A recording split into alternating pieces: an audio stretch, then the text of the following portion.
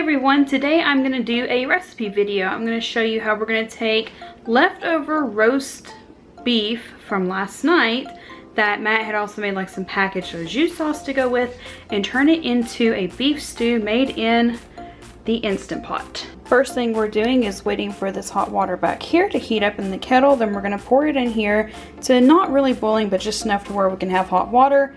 We're going to mix it with the bouillon cubes because I don't have any beef stock on me other than what was left over from dinner last night. But the purpose of this is to do 2 cups of beef bouillon, beef stock to put with the carrots while they pressure cook in the Instant Pot.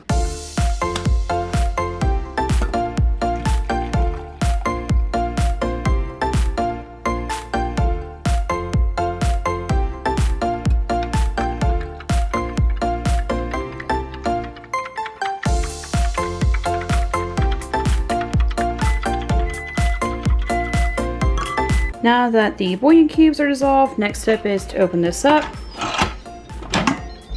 And it makes that beautiful little melody. And we are going to pour it straight into here.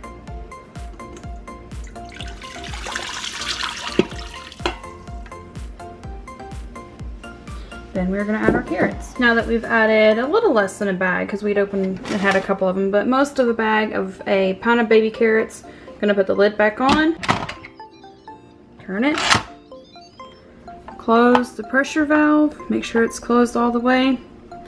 Then we are going to come to the front. We are going to check down our buttons to where it says pressure cook. And this one's already set to 10 minutes because most of what I use it for is pressure cooking carrots to add to things first, so it's usually automatically set to 10 minutes. I also pressure cook the chicken for 10 minutes. The only time I ever actually move the temperature up on it is if I'm doing a roast from start to finish in here, and then I'll reset it. But usually it just resets last thing on here. But last thing was 10 minutes on here, so we're good to go. It's on. It will beep again whenever it starts to count down, and this little thing right here will pop up to let me know that it's fully pressurized. And we will come back in 10 minutes and see how they look.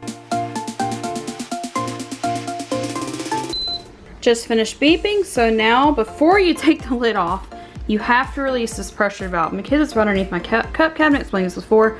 I'm going to rotate it, then release it. 3, 2, 1.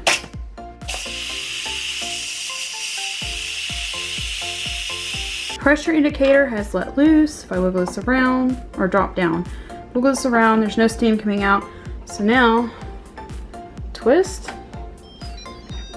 And we've actually kind of like experimented, and it was actually on an accident, but this will not turn if this still has pressure in it. So not as much fear there, but I've already got it turned. So now I'm going to lift this off carefully.